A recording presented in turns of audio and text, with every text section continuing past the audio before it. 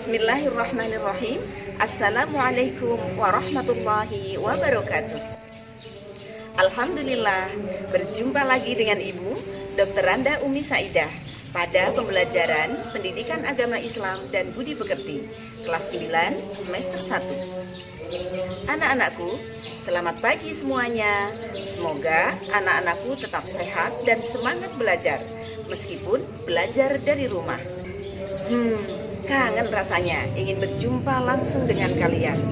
Namun, apa daya, kita masih harus berhati-hati dalam kondisi seperti ini di tengah-tengah pandemi COVID-19. Jangan lupa patuhi protokol kesehatan dimanapun anak-anak berada. Memakai masker, rajin mencuci tangan dengan sabun, menjaga jarak, dan hindari kerumunan. Baiklah anak-anakku, sebelum melanjutkan pembelajaran kita hari ini, marilah kita berdoa bersama-sama. Semoga pembelajaran berjalan lancar dan anak-anakku diberi pemahaman dengan sempurna. Berdoa, disilahkan. A'udzubillahi minasyaitonirrajim. Bismillahirrahmanirrahim. Raditu billahi rabba wa bil islami dina wa bi Muhammadin nabiyyan wa rasula. Rabbi zidni ilma warzuqni fahma. Amin.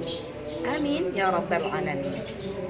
Anak-anak, materi hari ini adalah tentang tajwid, yaitu hukum bacaan lam dan ra. Anak-anak, membaca Al-Quran harus benar dan harus sesuai dengan kaidah ilmu tajwid. Apabila salah membaca, akan merusak arti dan makna yang terkandung di dalamnya. Membaca Al-Quran dengan benar akan menambah kehusyuan dan mendapatkan pahala ibadah. Selain itu, nantinya akan menjadikan kita mendapatkan syafaat di akhirat nanti. Amin ya rabbal alamin. Langsung saja anak-anak kita masuk pada materi ilmu tajwid. Ilmu tajwid, benahi bacaan sesuai dengan tuntunan. Adapun kompetensi dasar adalah 41.1.1 membaca Quran Surat Az-Zumar ayat 53, Quran Surat An-Najm ayat 39 sampai dengan 42, dan Quran Surat Ali Imran ayat 159 sesuai dengan kaidah tajwid dan makharijul huruf. 41.1.2 menunjukkan hafalan Quran Surat Az-Zumar ayat 53, Quran Surat An-Najm ayat 39 sampai 42, dan Quran Surat Ali Imran ayat 159. Berarti anak-anak nanti harus dapat menghafal ayat-ayat tersebut lengkap dengan terjemahnya. Berikutnya adalah tujuan pembelajaran.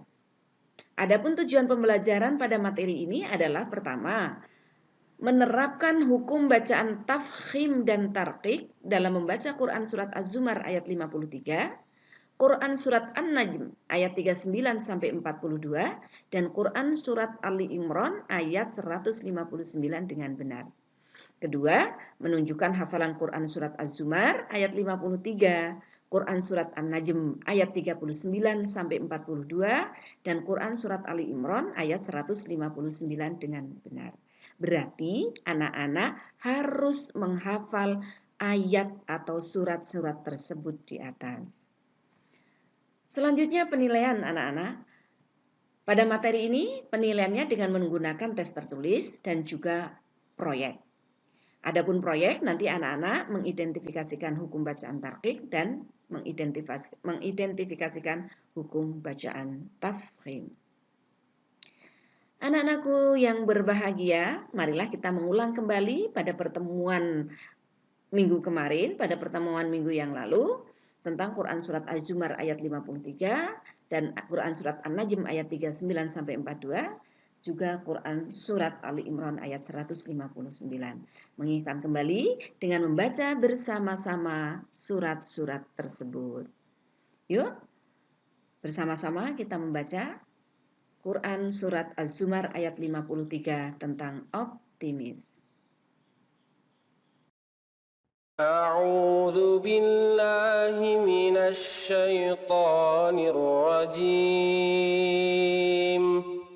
بسم الله الرحمن الرحيم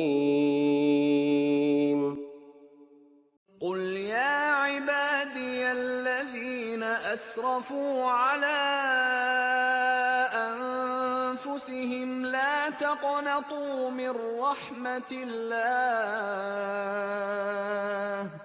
إن الله يغفر الذنوب جميعا إنه هو الغفور الرحيم. Berikutnya anak-anak, Quran Surat An-Najm ayat 39 sampai 42. Mari kita baca bersama-sama. أعوذ بالله من الشيطان الرجيم بسم الله الرحمن الرحيم وأن ليس للإنسان إلا ما سعى وأن سعيه سوف يرى ثم يجزاه الجزاء الأوفى وأن إلى ربك المنتهى. Selanjutnya Quran Surat Ali Imran ayat 159 tentang tawakal. Yuk baca bersama-sama. أعوذ بالله من الشيطان الرجيم بسم الله الرحمن الرحيم فبما رحمة من الله لنت لهم ولو كنت فظا غليظ القلب لانفضوا من حولك فاعف عنهم واستغفر لهم وشاورهم في الأمر فإذا عزمت فتوكل على الله إن الله يحب المتوكلين. Baik, anak-anak, selanjutnya adalah pengertian huruf isti'la dan istifal. Kenapa Ibu menyampaikan hal ini? Karena huruf isti'la dan huruf istifal nantinya ada keterkaitannya pada hukum bacaan ra tarqiq maupun ra tafkhim. Isti'la diartikan sebagai cara membaca atau melafalkan huruf dengan cara mengangkat sebagian besar lidah ke bagian atas langit-langit mulut. Artinya, sifat dari huruf tersebut adalah dibaca dengan bacaan tebal. Huruf-huruf isti'la ada 7, yaitu kho, sod, dod, do, zo, ghin, qaf. Anak-anak, ketika kita membaca huruf-huruf isti'la ini rasanya berat. Maka di sini disebut dengan isti'la, yaitu membacanya dengan tebal. Kho, sod, dod, do, zo, ghin, qaf. Tebal rasanya. Nah, untuk mengingat atau mudah mengingatkan, biasanya ini disingkat menjadi qusso, doghtin, qid. Qusso, doghtin, qid. Banyak untuk memudahkan mengingat bahwa huruf itu adalah huruf isti'la. Baiklah anak-anak, selanjutnya adalah huruf istifal. Huruf istifal. Huruf istifal diartikan sebagai cara membaca atau melafalkan huruf dengan cara menurunkan sebagian besar lidah ke bagian bawah langit-langit mulut. Artinya sifat huruf tersebut adalah tipis. Jadi huruf istifal cara melafalkannya tipis.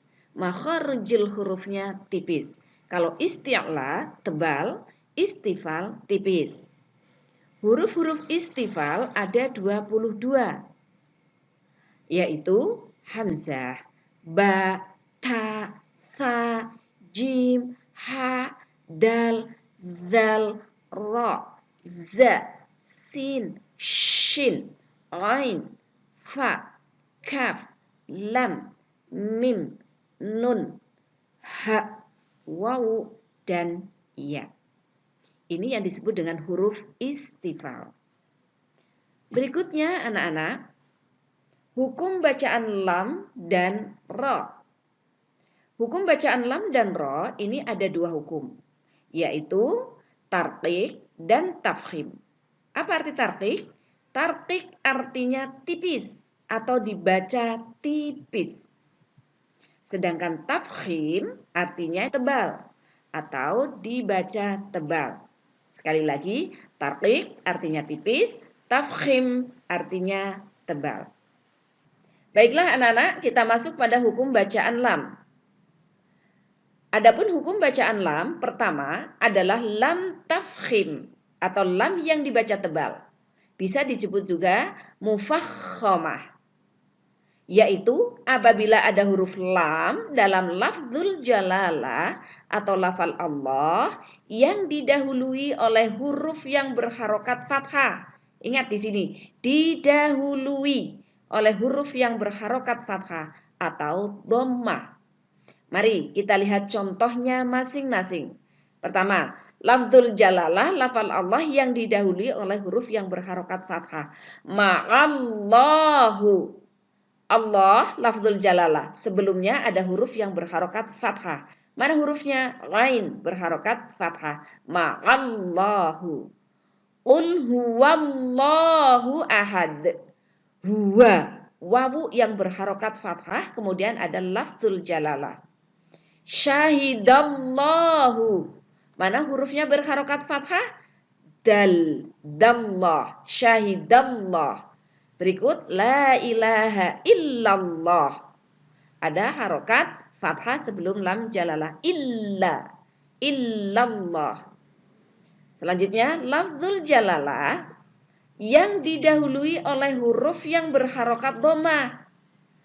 Contoh warahmatullahi.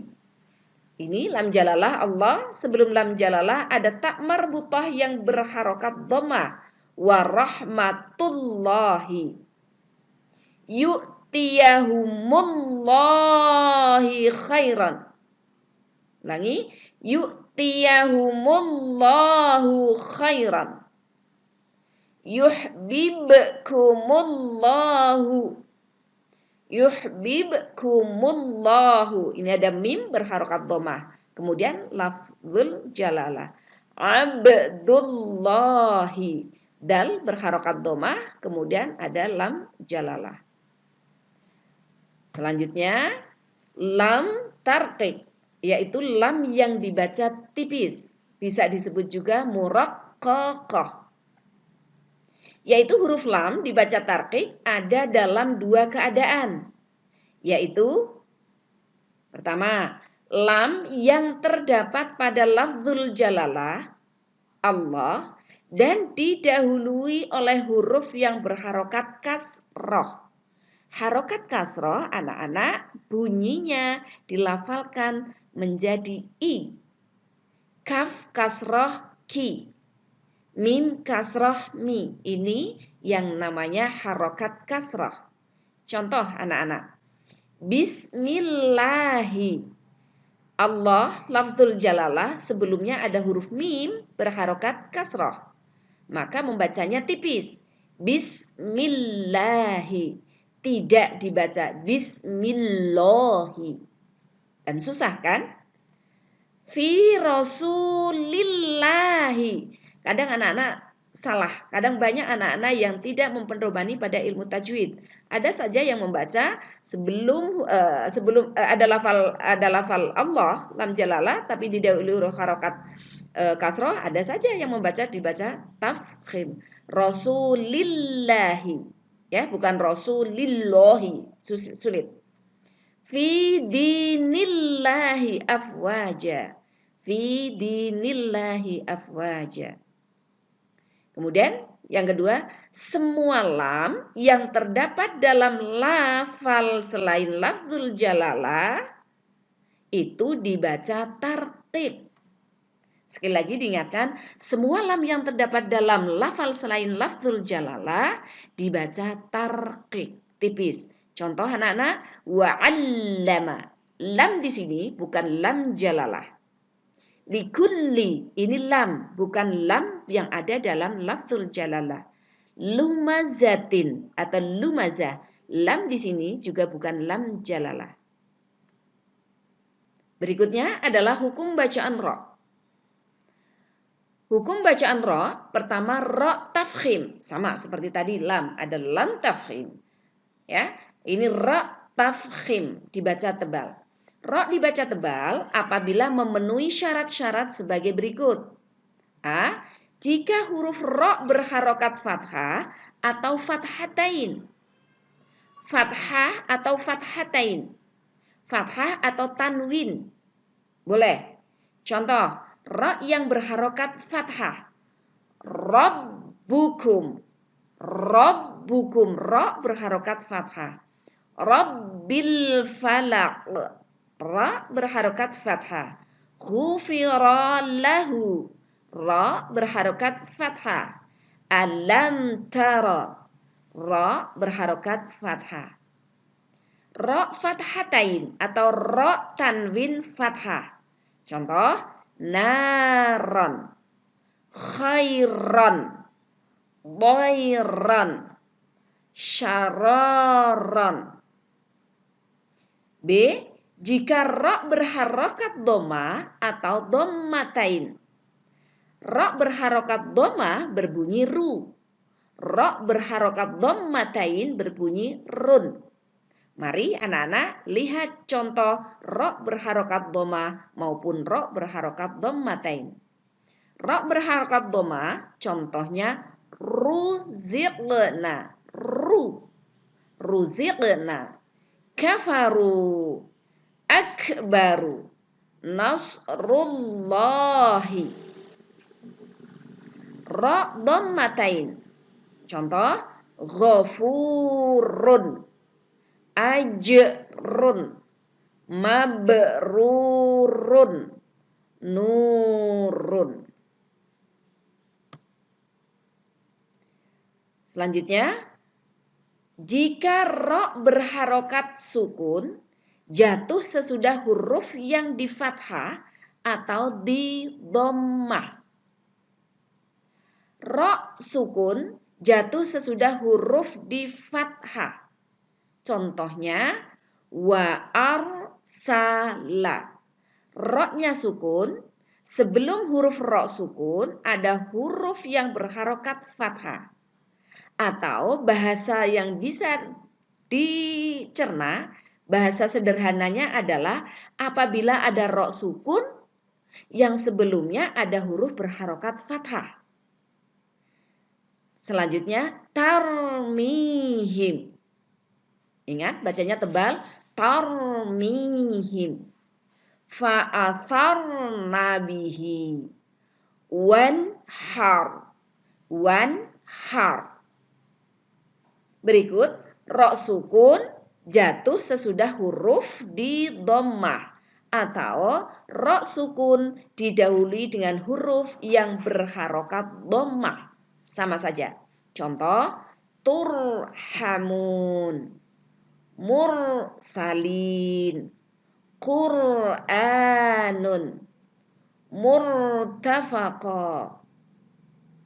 Selanjutnya, jika ra berharokat sukun didahului oleh huruf yang berharokat kasroh, tetapi kasrohnya tidak asli, dari kalimat itu. Kalimat kalau dalam bahasa Arab adalah kata. Kalimatun artinya kata. Ya, roknya tidak asli. Anak-anak, lihat contoh berikut ini. Irji'i. Irji'i. Kenapa ini tidak asli? Nah, tadi disampaikan jika ro berharokat sukun, ini ada ro berharokat sukun. Irji'i, roknya sukun. Ya, didahului oleh huruf yang berharokat kasroh. Ini huruf alif berharokat kasroh i. Karena di depannya ro sukun, maka dibaca ir. Tapi alifnya ini tidak asli. Kenapa tidak asli? Karena kata ini atau kalimat ini adalah berasal dari kata roja'a. Kalau dalam bahasa Arab ada fi'il madhi, ada fi'il mudhari, ada fi'il amr. Yang ini irji'i, ini fi'lul amri. Sedangkan asli katanya adalah dari roja'a. Maka harokat fasroh ini tidak asli. Sama, contoh berikut. Irkab. Irkab. Ini juga tidak asli. Kenapa tidak asli? Karena kalimat ini berasal dari kata rokaba. Selanjutnya, irhamna. Irhamna. Kata ini berasal dari rohima atau rohama. Fahim tuh? Insya Allah. Mudah-mudahan kalian paham dengan keterangan ini. Selanjutnya anak-anak, ya, ro tafkhim. Jika ro berharokat sukun, sedangkan huruf sebelumnya berharokat kasroh asli. Namun sesudah ro sukun itu ada huruf isti'la yang tidak dikasroh. Huruf isti'la tidak dikasroh atau kasroh asli. Sedangkan huruf isti'la itu diingat kembali ada 7. Shad, dad, ta, dha, kha, kha, ghin dan qaf. Mari kita lihat bersama contohnya. Qirtasun. Qirtasun. Tadi kriterianya jika ada ro berharokat sukun. Qirtasun, nih ro-nya sukun. Sebelumnya berharokat kasroh asli. Ini ada huruf qaf yang berharokat kasroh. Dan ini asli. Hurufnya asli. Bukan tadi seperti tadi. Seperti roja'a kemudian menjadi irji'i. Ya, ini asli memang kalimatnya seperti ini. Qirtasun.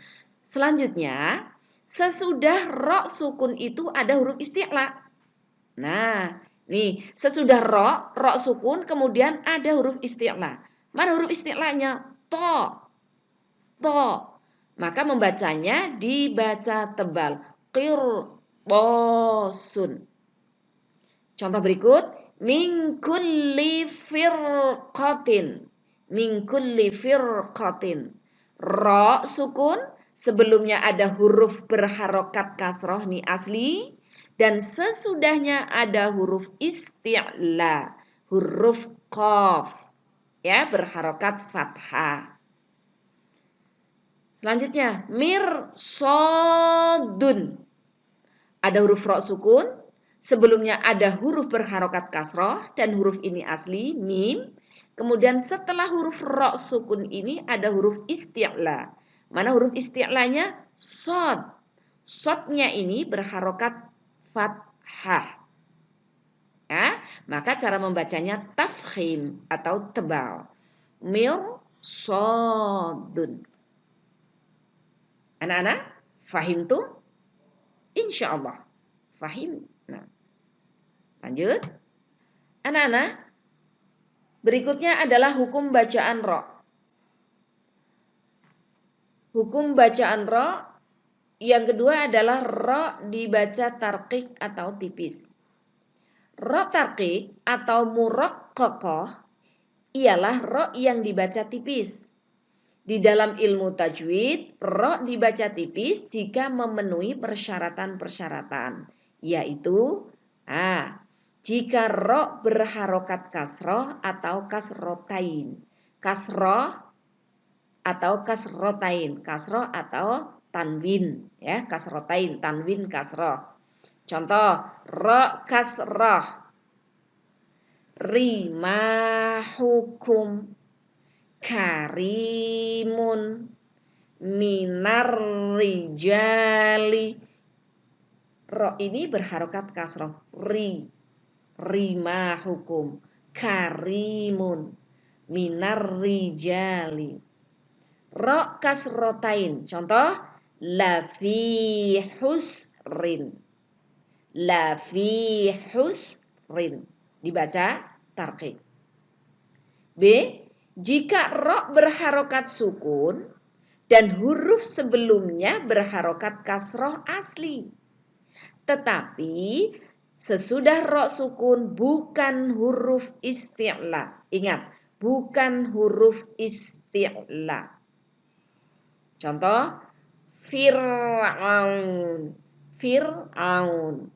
Ro sukun, sebelumnya berharokat kasroh, Fir'aun, dan setelah ro sukun huruf ain. Dan huruf ain ini adalah bukan huruf isti'la. Selanjutnya, fabashshirhu. Fabashshirhu. Ro sukun, sebelumnya harokat kasroh, syirhu, shi. Kemudian ha, ini bukan huruf isti'la. Wa anzir bihi. Ya, ulangi. Wa anzir bihi. Kemudian mirfaqa.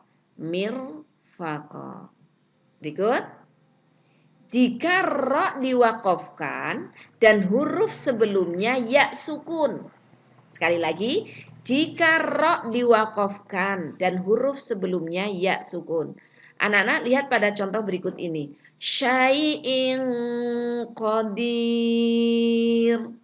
Jika ro diwakofkan, wakof itu artinya mati.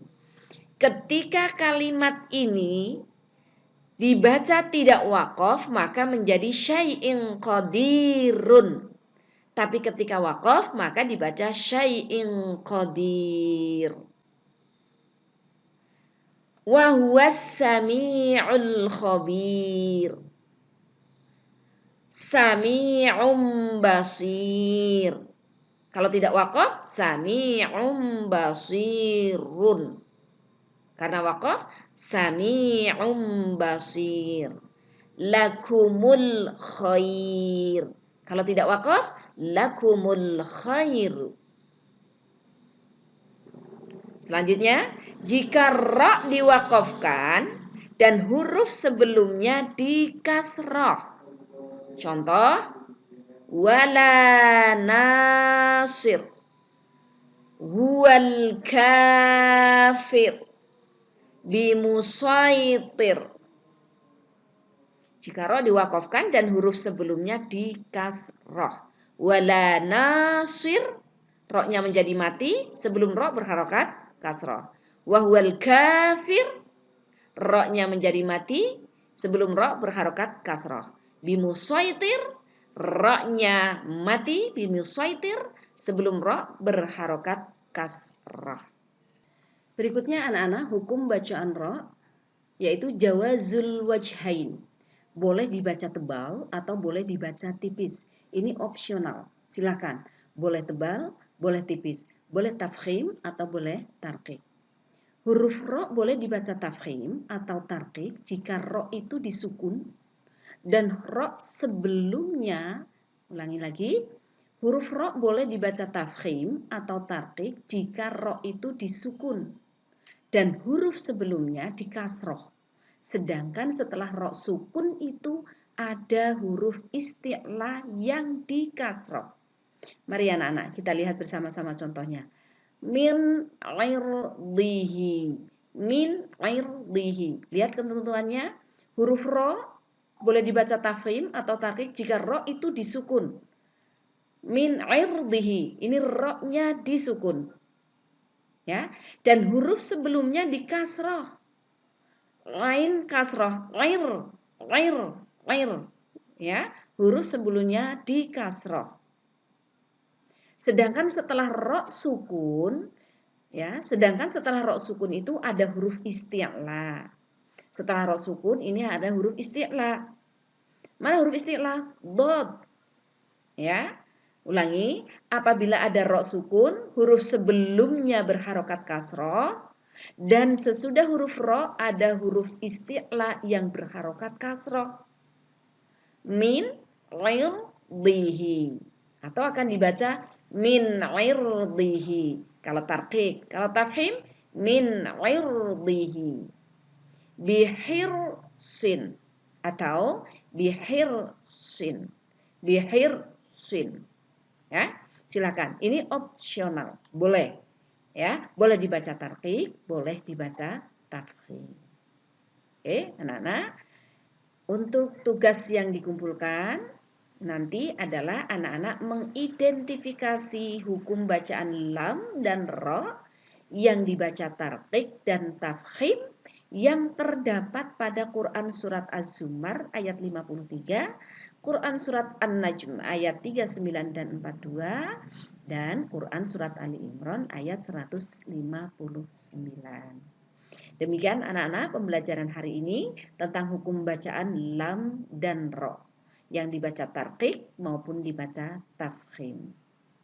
Jazakumullahu khairan. Semoga anak-anak bisa memahami dan memedomani ilmu tajwid berikut ini. Assalamualaikum warahmatullahi wabarakatuh.